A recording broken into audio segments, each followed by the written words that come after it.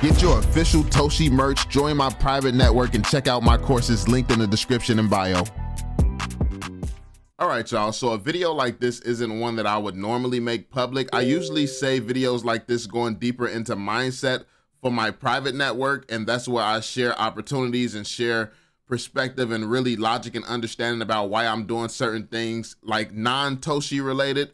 But I decided to make this public because it can potentially impact the entire base community and Coinbase, you know, lovers and things like that. And I wanted to share a bit of wisdom with everyone. I don't want people to miss out on the opportunities that's coming, at least the opportunities that I see. And I want people to understand the risk versus reward, because that's very big for me here.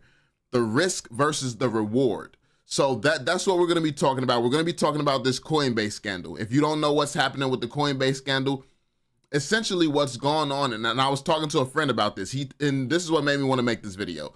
He was telling me, yo, should I sell right now? And I'm like, bro, like what? Bro, we getting close to the, you know, to the finish line. We getting close to where we need to be. Like, what are you talking about selling? I wouldn't sell personally. I never give anyone financial advice. I'm like, bro, I wouldn't sell. But then I had to explain some things. We had a little bit of a conversation, and yeah, so my mentor has really hammered in my head, teaching me to think more like a market maker as opposed to thinking like a retail trader or investor. And that has helped me a lot, really hone in on my opinions and perspective towards a lot of the things that I see. It does happen to be quite often against the normal retail mindset, because you see something bad, your first instinct is, oh, I don't want to get caught by it. I don't want to lose everything. My first instinct is, who benefits from this? Why would they be doing it? And why are they doing it in that way? Like when Coinbase just came out and said, oh, we're going to give 20 million. We're like, oh, we're not going to give y'all 20 million under the table, but we will put 20 million on your head. And like, that was gangster. But why are you coming out like this and doing this? Why are you sharing this story? Like why even do it in that way? And it's all like, it just makes me think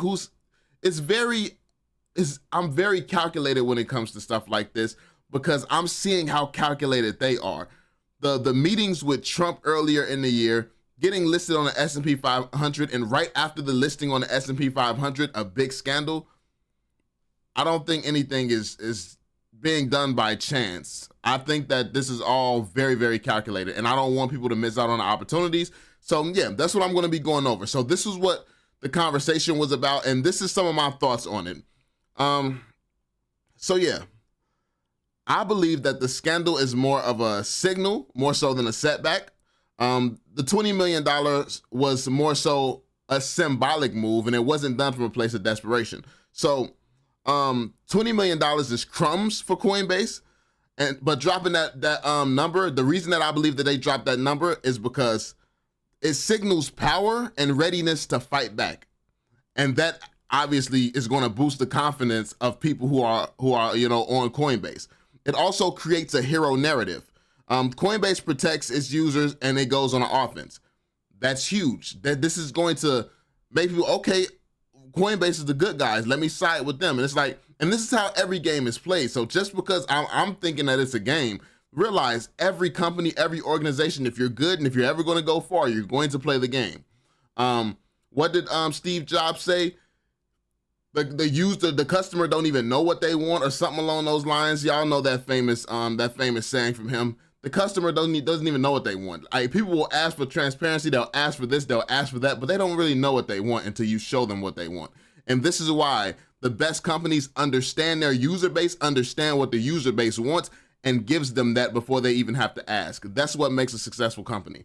So, and this is what made Coinbase the best. This is what's put them on top and put them in the position that they're in. And it keeps them front and center in the media headlines.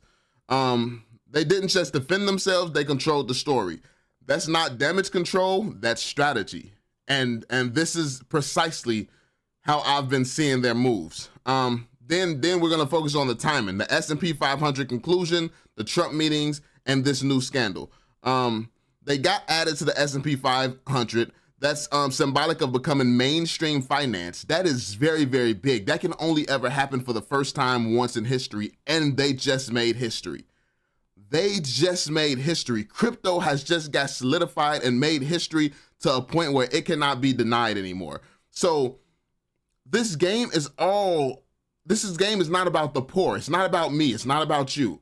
It's about making the rich richer and the poor poorer. So when something like this happens, a leak, a data leak, it makes the poor want to sell, and it makes the rich have an opportunity to put themselves even further and put even more money behind it. As the retail sells out, the whales get to buy in more, and they get to put themselves in position to make even more money, because they know that this is going to bypass, this is going to keep going, and then they have the money to put behind this type of news. But retail is like, oh, I have peanuts, I have my little money, I don't want to lose it. So you're going to take your money out to want to be safe. That's going to be your instinct, because you don't want to lose everything. That's that mindset that's kind of like, even if you know something is, you don't want to risk it. You just don't want to risk it. You don't want to take certain losses. And that's tough. It's tough to break free of certain chains when you're not willing to take risk. It takes risk in this game. There's always going to be a certain level of risk. So yeah. Then the meeting with Trump. He's openly pro crypto, and likely he's favoring the dominance of the cryptocurrency in the U.S. Then the breach, it could have been disclosed quietly or much later, but instead it was turned into a campaign of strength and transparency. This is a pattern. Coinbase is keeping its name in the media on purpose. They're constantly doing things that keeps them in the media. I don't believe it's coincidence. I believe that this is positioning, and it's very strategic. They're doing something that they've created by design. So check it out. Controlled FUD is a buying opportunity. This is something that a lot of people need to realize. Controlled FUD is a buying opportunity. This is what everything is. COVID, that was controlled FUD. And people made money when that happened. It's like, you have to look at every tragedy that goes on and think who's making money and who's eating off this opportunity. Because I know that it may seem inhumane in some cases and stuff like that, but this is how the people who really don't give a shit about people are thinking. Meanwhile, the people with hearts and dignity and love and care about people, you're sad for what's going on. You're sad for the people. And I'm not saying get rid of those feelings. I'm saying understand that the people in power causing a lot of this madness, they don't give two shits. So you need to learn to think like them so you can put yourself in the same positions as them. That way you can do something different, or you can care, or you can help when something happens. Because what good is sitting here being on a high horse and being useless in life? What good is that going to do anybody? If you're a good person, we need people like you with power. But most good people will never have power. And that's just the sad truth. So this is why you need to start shifting mindsets and understand how the elites think. So yeah. Retail is shaky. Retail is already shaky. Whales need dips to accumulate big positions before liftoff. They can't spread the crypto is dead narrative anymore. Those headlines won't stick, but they can inject fear through scandals that temporarily shake user trust just enough to cause panic sales and re-entry points.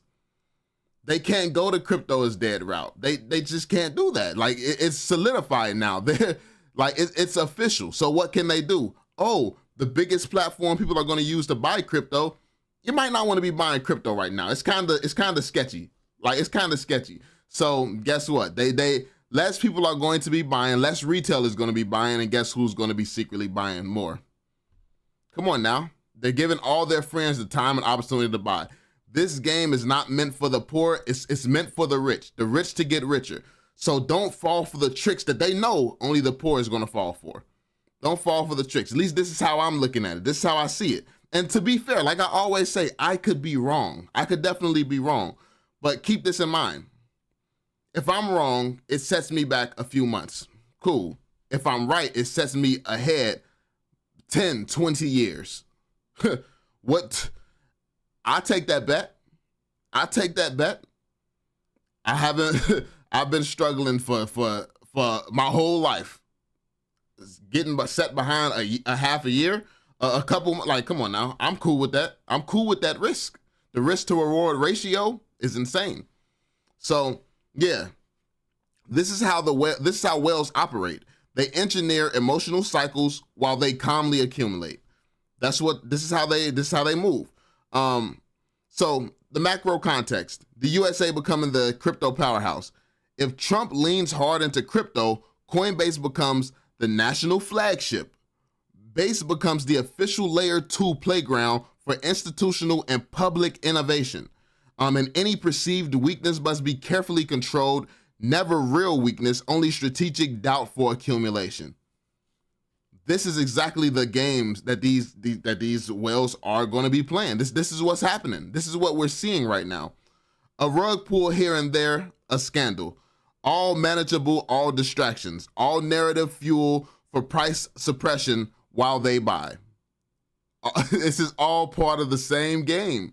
So you have to understand. You have to really understand what's going on and understand, like, it can't be anything too catastrophic. For instance, Toshi is damn near what founded the base chain. Could Toshi be used in something that just gets completely destroyed and obliterated? I mean, not many, it's not that, and it's not anyone who holds that large of an amount of Toshi to even do that to Toshi. But the thing is, that would be catastrophic because Toshi damn near arguably is is the first project on the chain that's helped build Base to where it's at. That would be catastrophic for Base. So yeah, I mean, it's just a lot to take into consideration when it comes down to this game that's being played right now. If you understand what's going on, this is what smart money is. This is how smart money is thinking. Narrative is everything. Controlled chaos creates opportunity, and the media presence is a marketing positioning. Coinbase and Base is too strategically important to fail, especially now. I'm betting on the asymmetrical upside. If I'm wrong, I'm gonna lose. I told you, I'm gonna lose a couple months. I'm gonna be behind a couple of months. Cool. But if I'm ahead, if I'm seeing it correctly, it puts me ahead 10, 20 years. I take that. I take that bet. And that's what you have to understand. You have to understand that this game comes with risk. And are you willing to take that risk? Because the thing is, you pull out the money that you have right now, you pull it out, what you gonna do with it? It's gone. And how long will it last you? Realistically, it's gone for what? Like, do you blow that within the next year? And then what? When's the next opportunity? This is, crypto has just become official. It's like, what opportunity is going to be bigger than this one?